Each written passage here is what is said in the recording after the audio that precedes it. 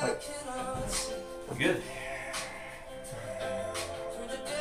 Is that the guy's name? R.I.P.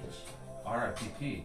But I'm saying like that's his actual. That's not his band name. That's actually his. Like his stage name? Yeah. Andrew Ritt, Fill My Cup. I have no idea that's his real name or what do they call that pseudonym? Stage It's name. French for fake. It's Santiago. Greetings, hello.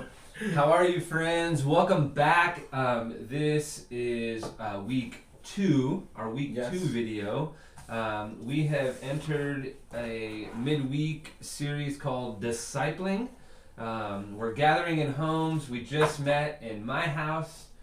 This week we're going to your house.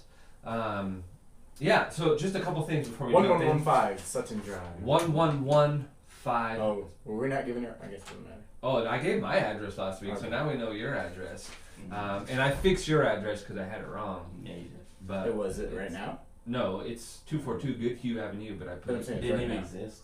The internet wouldn't even highlight it as an address. Yeah. In your email. I separated Oh, good and email. hue. Nice. I separated good and hue, and I didn't put 78218. I put 09. Fixed it. Fixed it. But yeah, so you should have already picked up a schedule at the church building on Sunday morning. If not, look for that in an email or grab one this coming Sunday. You should have already picked up a book. If not, do the same thing. Why are you laughing? I liked your hesitation at church building. You knew it? Because we had a massive discussion this morning about Before we recorded, we should record our lives all the time. Goodness, dude. Lane and I had a serious discussion on a topic that we will be discussing next video. It was a disagreement. No, it wasn't a disagreement. It was a Next week's video will probably be the best one. So turn this off and wait till next week. Just kidding. Don't do that. Hey, but I read something in my house about this process of discipleship, this process of go. We're diving into one of our 5 G's, which is go, which is be a disciple of Jesus who makes disciples with the church body in our neighborhoods and communities. And I read this article that came from Tom Rainier. He says this: a church without evangelism becomes a church that does not make disciples because there are no new Christians to disciple. A church without evangelism becomes a church where members fight over their preferences because the members do not focus on reaching those who are not following Christ. A church without evangelism becomes a church without true fellowship because true fellowship not only cares for its own, but it looks beyond its own. A church without evangelism gets mad at the pastor because the members think they pay the pastor to do the evangelism for them. A church without evangelism becomes a church that does not do ministry because there are fewer and fewer members to do ministry. A church without evangelism becomes a church that strays from the Bible because the Bible clearly teaches to evangelize people with the gospel. A church without evangelism becomes a church giving less to missions because there are fewer people to give to missions. A church without evangelism becomes a church without prayer because churches that truly pray are concerned for the lost in the community. A church without evangelism becomes a church that cannot worship together because there are fewer people to attend worship services. A church without evangelism will soon close its doors. And that's probably the best for that type of church. Because the church that stopped being a church, because that church stopped being a church long ago when it decided no longer to be obedient to the Great Commission of Jesus Christ, which is the go. And so that was extremely humbling. When I texted this to Leighton, your first response was what? Yikes. You also said it stings. It stings. Stings. It stings the nostrils. Yeah. I think it's because it's true. And then the first question that goes to me is, when's the last time I led somebody to the Lord? That's ultimately like where I go when I hear something like this. And it's not, I mean, obviously within the idea of discipleship that we're talking about with go, there's that aspect to it as well of evangelism. But it's also then what to do after the evangelism, which might be more like the gospel if we're looking at our G's, our 5G system. Evangelism probably falls best underneath the gospel there, but you can't be discipling. You can't be discipling. Yeah, I can't read real good. Discipling, without, obviously this evangelism mentality, this idea of going out and grabbing. And so they go hand in hand, I guess, is kind of what I'm saying. And this one, really, he very targeted calls us out as Christians. So here's why we're doing this, because sometimes we as church leaders haven't articulated or communicated very clearly the pathway to what it is, a crisp pathway of what it is we're trying to accomplish here. Yeah. And that's what Go is all about. It's kind of realigning us with the mission that we get from the Great Commission. So And Go, we've articulated this way: connecting people to people while connecting people to Jesus. So it's go into the world, preach, teach, baptize, disciple. Like, it's a clear, crisp pathway to what it is we're trying to accomplish here. Yeah, and I think that as leadership of this local body, AHBC, we've acknowledged that we have not done a good job of that. Right.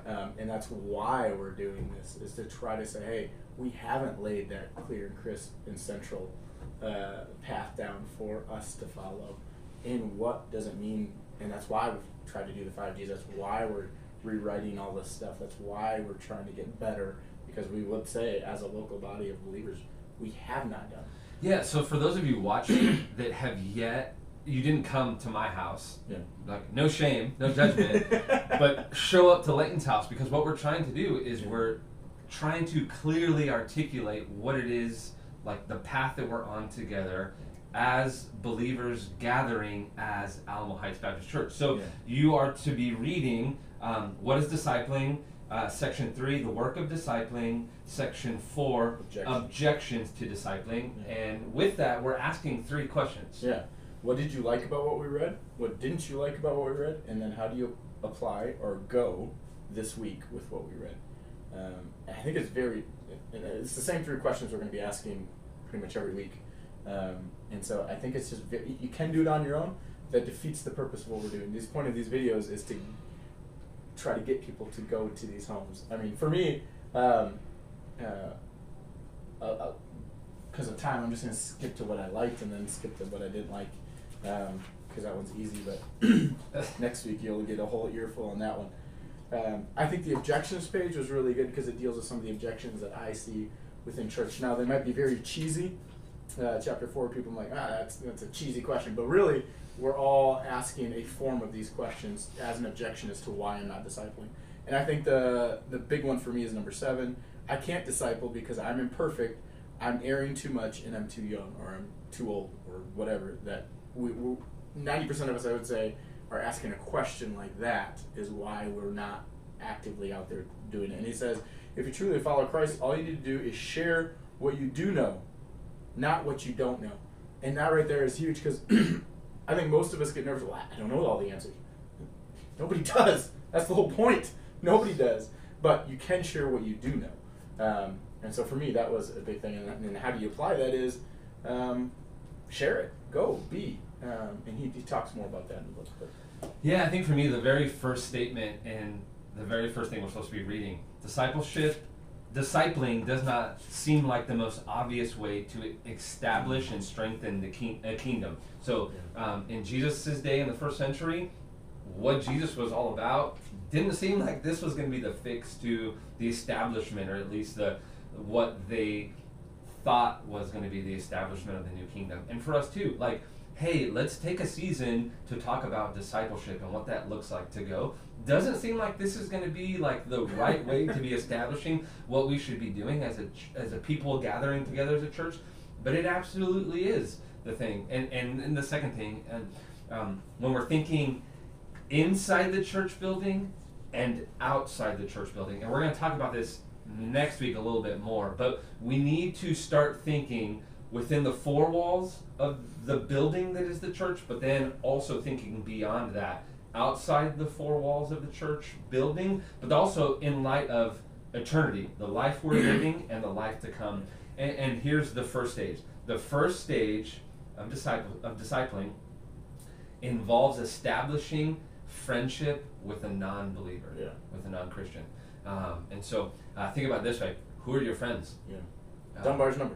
Oh, don't even go We'll there. stop on that. Yeah, we're gonna stop on that note. So get connected, pick up your book. If you have any questions, concerns, comments, We'll contact. see you on Wednesday at my house. Mhm.